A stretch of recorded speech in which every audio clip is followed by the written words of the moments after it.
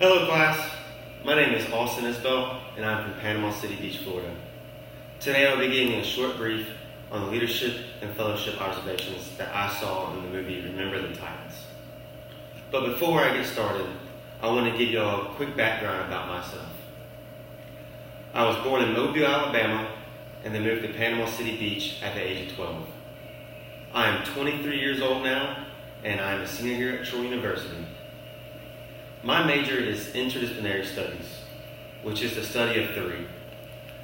The study of three is my three minors, which are leadership studies, human resource management, and promotion management. I will be graduating in August, and then hoping to get a job, possibly in Nashville, working in the HR department or just working in sales. Now, since you have a little understanding of my background, I'm going to give you the topics I will be discussing in my brief. Throughout this brief, I will be discussing the core leadership styles I saw in Coach Boone and Coach Yost, along with what leadership styles I would or not want to follow as a leader. And I will discuss how a follower interacts with a leader in a given scene, and if that was an appropriate interaction between the two follower leaders. Then I will finish the brief with talking about the cultural concerns between the players and what had to be done to be changed, along with the two coaches' leadership styles on if they contributed or hindered the change that was being made in the football program. I saw two main leadership styles demonstrated through Coach Boone and Coach Yost. They were both effective and ineffective. Starting with Coach Yost, he was the head coach for an all-white team who had an incredible record that was going to put Coach Yost in the Hall of Fame for him. Until Coach Boone was hired to take Coach Yost's position as head coach. This caused Coach Yost to lose the chance of being in the Hall of Fame. So he decided he wasn't going to participate in the league, even though they offered him an assistant coach job. Coach Yost shortly changed his mind after the white team had a team meeting and brought him to the meeting and said they were not going to play unless they participated. They were willing to jeopardize their scholarships for Coach Yost to be a part of the team.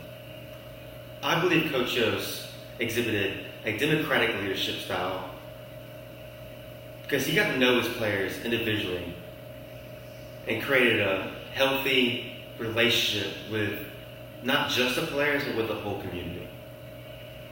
Coach Yost was a very calm and respectful coach because he would never call out the players' problems in front of the other players to embarrass them. He would bring them off to the side and talk to them one-on-one personally to help them overcome those problems they were having on the field. Now, for Coach Boone, he had a lot on his plate all at once because he was an African American who took a white community's favorite head coach's job. This was a lot for one man to handle, but Coach Boone was a stern, strict, and confident individual who didn't get scared easily. I believe Coach Boone exhibited a dictative and transactional leadership style. Coach Boone believed that through cooperation, the team will lead the team in victory, along with each member getting to know each other, players' culture by one-on-one getting to know each other. Coach Boone did this by going to camp for the whole summer, out in the woods where it was just the coaches and the players, and they would have no distractions or ways to avoid each other. Coach Boone pushed these young men physically and mentally to get them ready for the games. I believe Coach Boone exhibited his transactional leadership style by punishing each player for something they did wrong, no matter the race. He believed this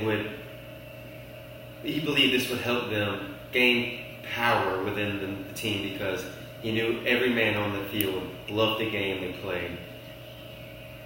If they cooperated with them, they would win.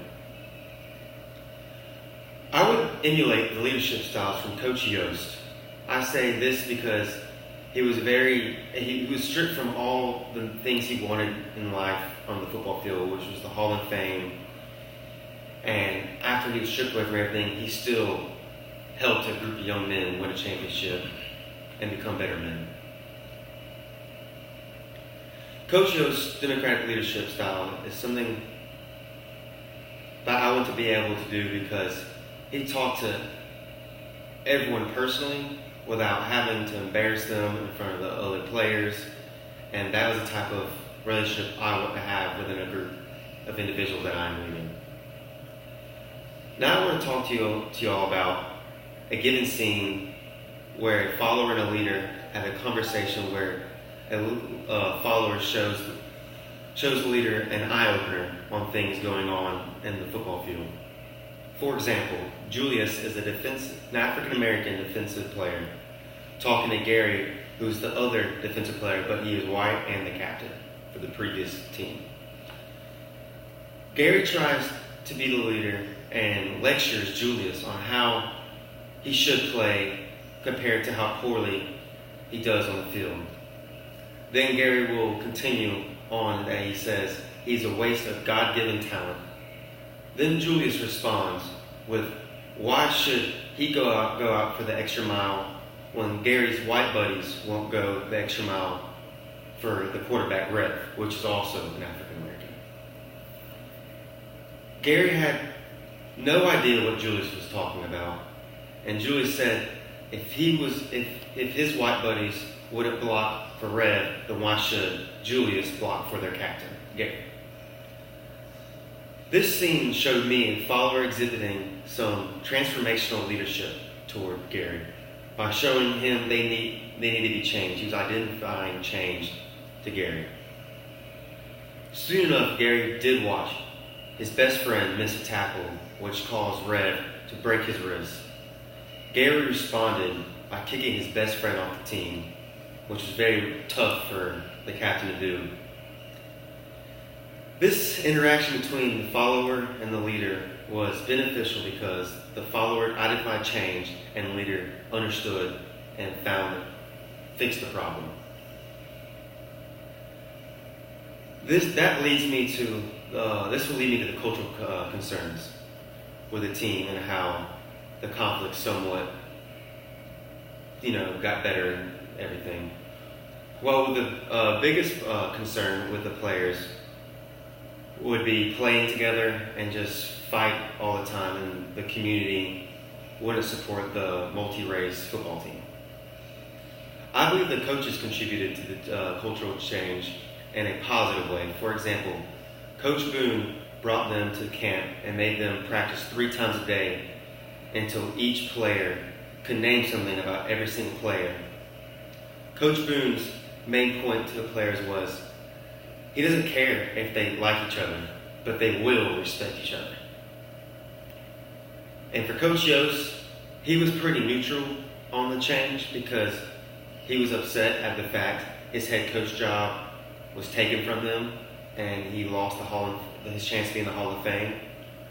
But Coach Yost did show some effort by telling the refs to call a fair game, even though he knew that they were calling a fake game just so he could get his Hall of Fame back, because if they lost, Coach Yost would get his job back. And Coach Yost really changed Coach Boone's culture concern once he saw Coach lose his chances for all this. Just over a game for the refs to call a fair game. Overall, this movie is a heartfelt, inspirational movie that I loved watching growing up. I hope everyone enjoyed listening to my brief. And if you have any questions, please comment below, and I'd be happy to answer any of them. Hope everyone has a great rest of the week, and thank you for listening. And I'm going to show you all the proof of my audience. They're terrific. There's them too. All right. Thank you.